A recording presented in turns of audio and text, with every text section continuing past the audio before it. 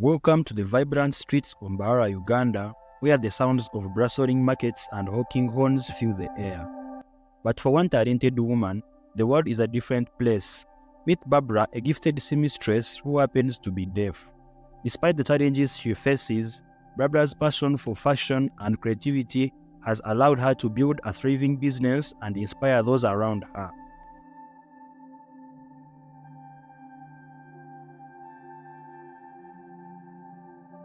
In this documentary, we will delve into Barbara's remarkable story, exploring how she overcomes obstacles and finds success in a world that often doesn't hear her voice. Join us as we discover the beauty of resilience of Barbara's world, where silence is not a limitation but a source of strength.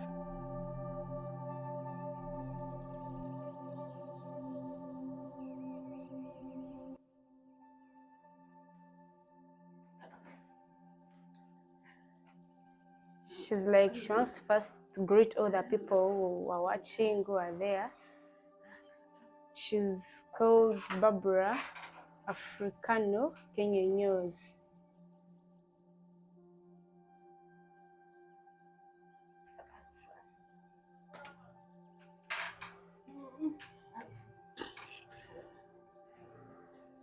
She's 42 years old.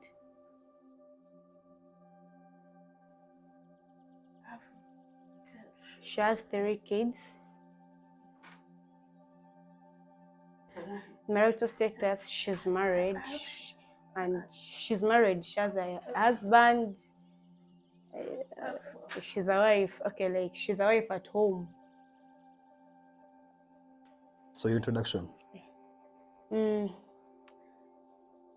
I'm the interpreter, her daughter, Africano Florence Kamurunji. I'm a student, senior at Mbarara SS. She's my mom. Okay, so how did she start these things?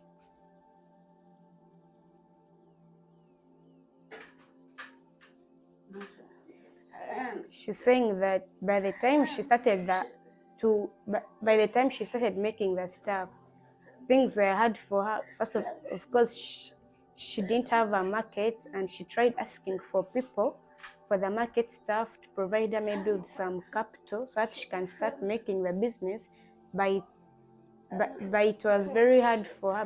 By then, she had many sweaters of different schools, but only the challenge she faced with the business, mostly by the time she was starting, it was the threads, the threads. She didn't have money to buy threads and make more sweaters as she wanted, also to provide to different schools. So it was very hard for her because she didn't have the capital. So, how did she acquire this skill? Like, she learned from where?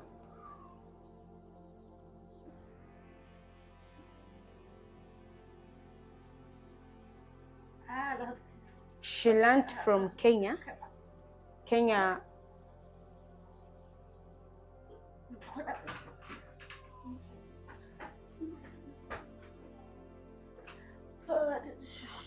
She learned from Kenya as she was in a vocational school. She learned from there. It was a deaf school. That's when she learned. Okay, it was a deaf school in Kenya. That's when she got to learn the skills and the stuff. She stayed in Kenya for 4 years. From Kenya, she came back to Uganda as she was trying to settle and get a place where she can start her business, so that she can make sweaters. Okay, like she used to make little sweaters, take to different schools. Like in Sinjilo, she got like about 3 schools she takes, but okay, the things are not working out very well as she has expected them to be. So it's a bit hard for her. So, which challenge did she experience when she was learning how to do these things?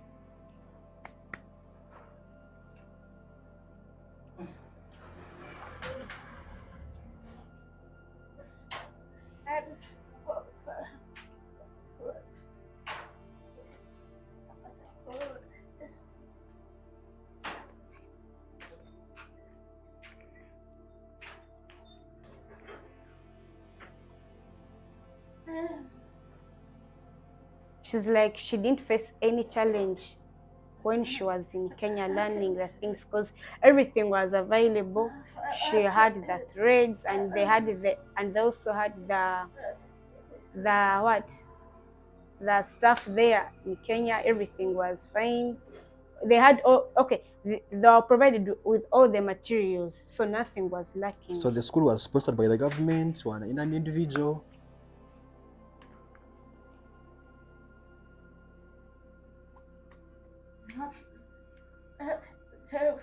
It the school wasn't sponsored, but the parents would pay money for the materials to learn. But still in Kenya by then, the school was sponsored by the government, so they had their own materials. Also, the parents would also contribute to get more materials so that they can learn. Okay, so after learning, But she's like, after then she was like, her parents didn't support her, but her aunt in Kila supported her to make to what? Her aunt in Kila sponsored her and supported her because she paid her school fees from primary as she was in Tinder school up to where she stopped as in Kenya. She was learning the tailoring stuff.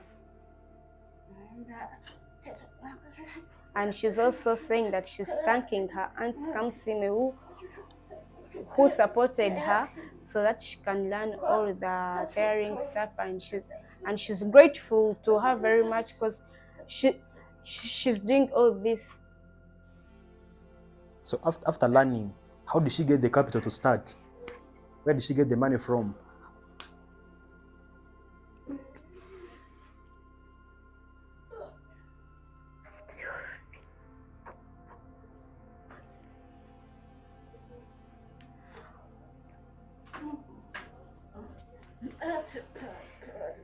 She's saying her dear husband supported her to start the business. The husband provided her with the capital to start the business. So ever since she started, what are the challenges that she has faced in the making of sweaters and uniforms, the challenges that she's experiencing as of now?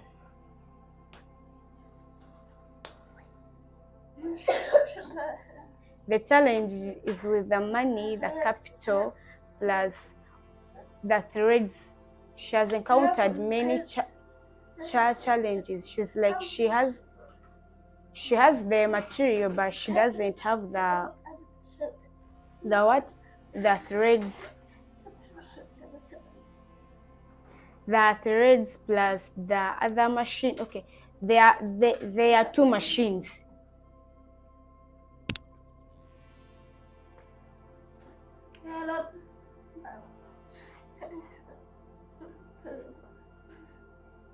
She's like there. Okay, she's like, they have two machines, and most people don't prefer this kind of machine. You see like these sweaters. Come on.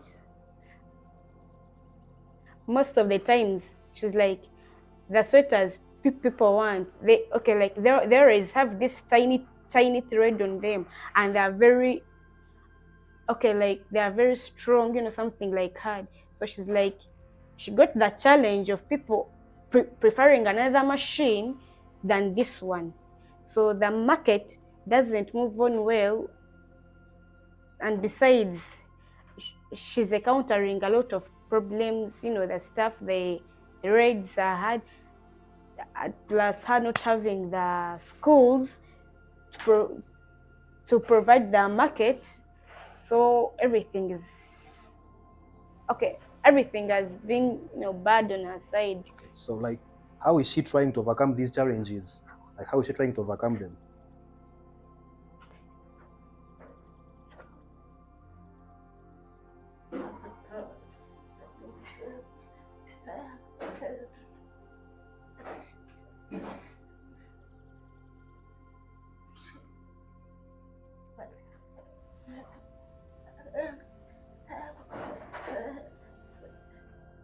So she's saying that if if someone can be of support to her and help her to provide her with the money so that she can buy the other electrical machine that people prefer than this one, so that maybe she can get capital, she can get market in order to overcome all the challenges she's encountering. Because though she makes the sweaters, but people don't usually buy tech, because I think the machine is a bit poor quality. So as of now, how is she trying to get the market?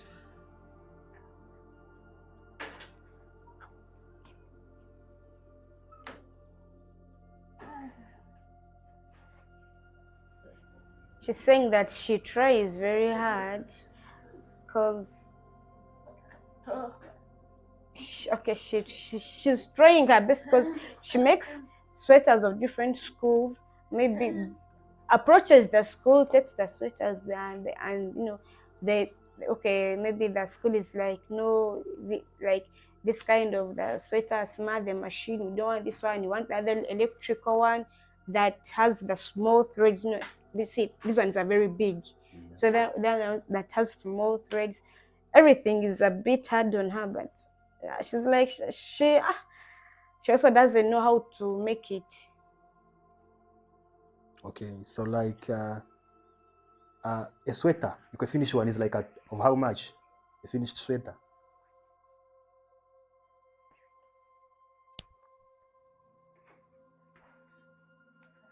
$25,000. 25,000. How about the uniforms? Because I can see she's even doing uniforms.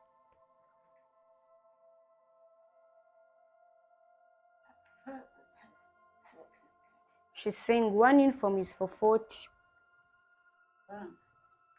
For 40. So as I can see, she's now training other people here. Does she only train those ones who are disabled, or even she can train those ones who are talking and who are like normal state? She's saying that she trains in either disabled or not. So she's like she trains both disabled and those who are not disabled, despite the fact that she's deaf. So those people who are interested in learning must also learn the sign language, because she's deaf and she has to communicate to those people who are not disabled. Yeah. So she has to teach them sign language, some little sign language, so that they can so that they can communicate, they can, for easier communication. So her being unable to speak, how does she communicate with the customers, the ones who don't know sign language?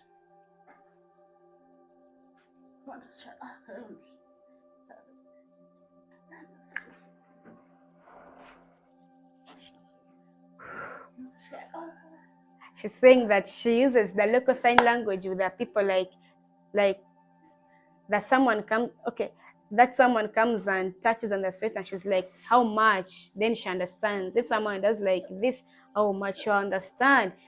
Like like this local sign language, like 25, the person can understand, since it's a local sign language, not the standard one that people are able to understand and her customers understand. Okay. So if people are in need of, where can they get her services?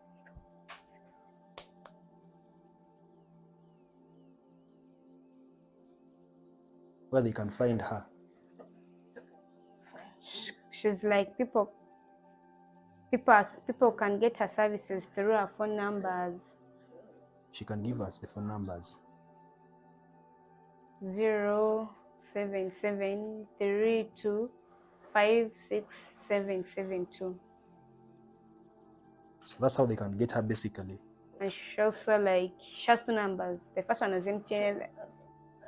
Anyway, she's like, most of the times she uses her MTN number. Okay, so like besides doing sweaters, what else does she do? Besides doing sweaters and uniforms?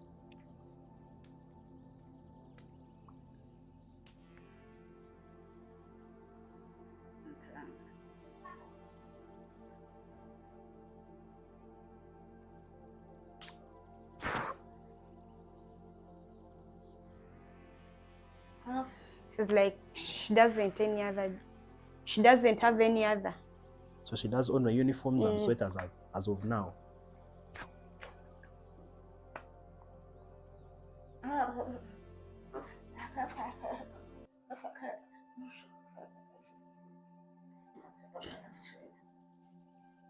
She's like, she does the sweaters and the uniforms, but alongside she's the representative of the women in Imbara City.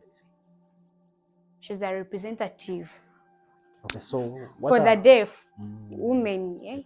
Imbara City. So what are the achievements that she has attained in this business ever since she started?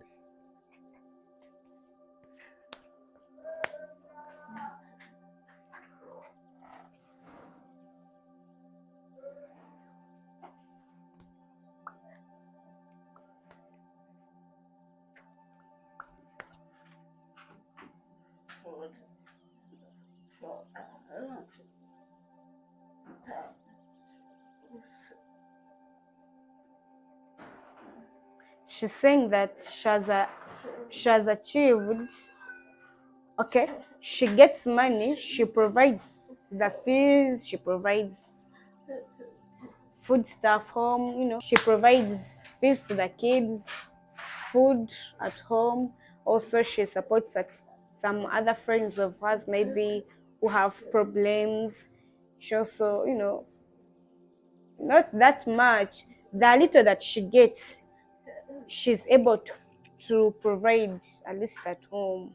She's able to provide food for the kids, fees for the kids.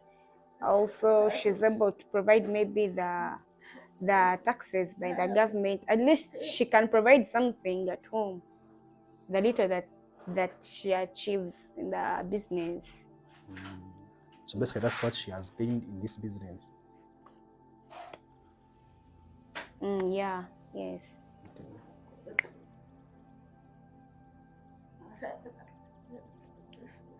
And she's also like, that she also achieves from the council, as she's the representative, deaf, smart, disabilities staff. She also achieves some small stuff. Okay, something, not that much. As long as they have meetings, she gets little. That little she provides home. So ever since she started, she has trained like how many people?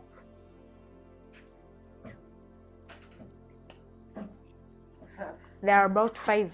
5 who have undergone through the training and they have learned everything.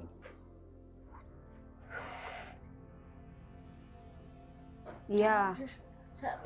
Some did it and some are still coming.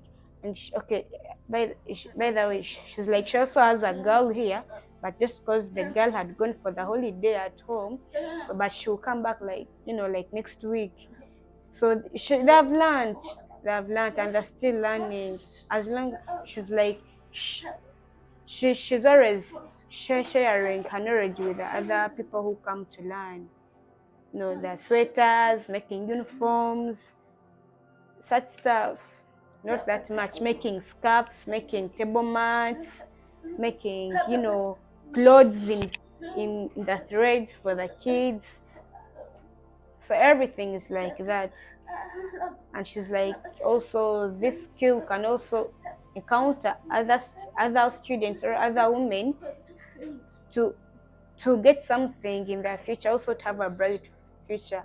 They can learn and go outside, make something, make money out of this. So what are the challenges that she has faced with the community, like interacting with the community? Have they provided market for her products, or they are not supportive where she's staying in the community?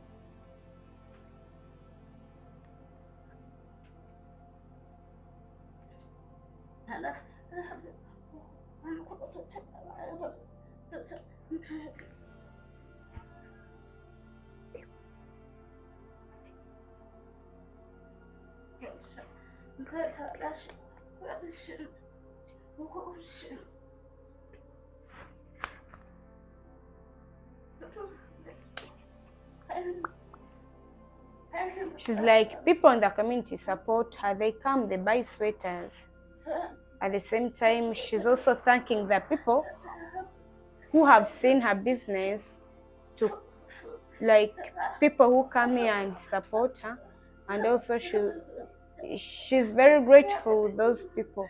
And she's like, some people like, okay, at the same time she's also facing the challenge of us, of us not being here. Then like you find, these people like who are not disabled come maybe to buy something, and you find it's very hard for the communication being very hard with her. But she tries her level best so that she can provide the people with whatever they want. She tries her very best. But anyway, she's very thankful and grateful to people around her community in Renton who come and support her, who buy her stuff, and also some neighbors. There is neighbors who have schools. She provides people who come.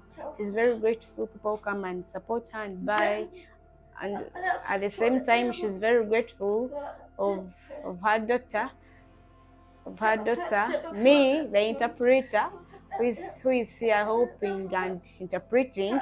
And she's very grateful that she taught me. At the same time, I interpret for her. Me being supportive to her, she's very thankful and grateful to that. And also her other kids who are there can also interpret for her. So she's like, even if I'm not around, my other kids can support, can help and interpret. My little brothers can also do it. So she's very grateful and thankful. She appreciates a lot. Okay, so this channel basically is viewed by people across Africa and the world at large. So what are her words to the people who are viewing? The words that she can tell to the people who are viewing, like they can come and support. The advice she can give to the youth who want to come and learn.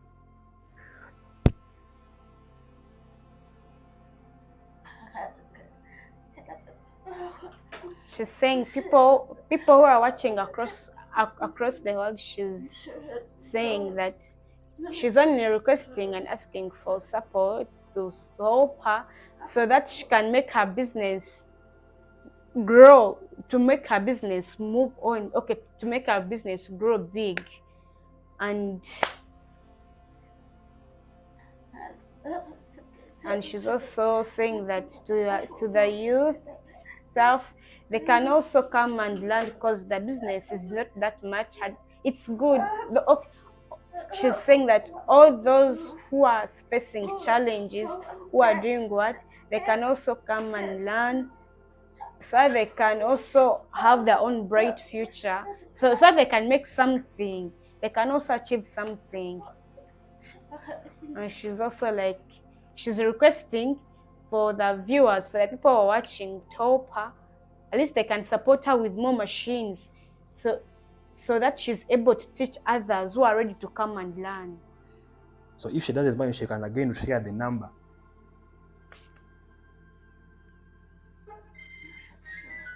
Zero 773256772.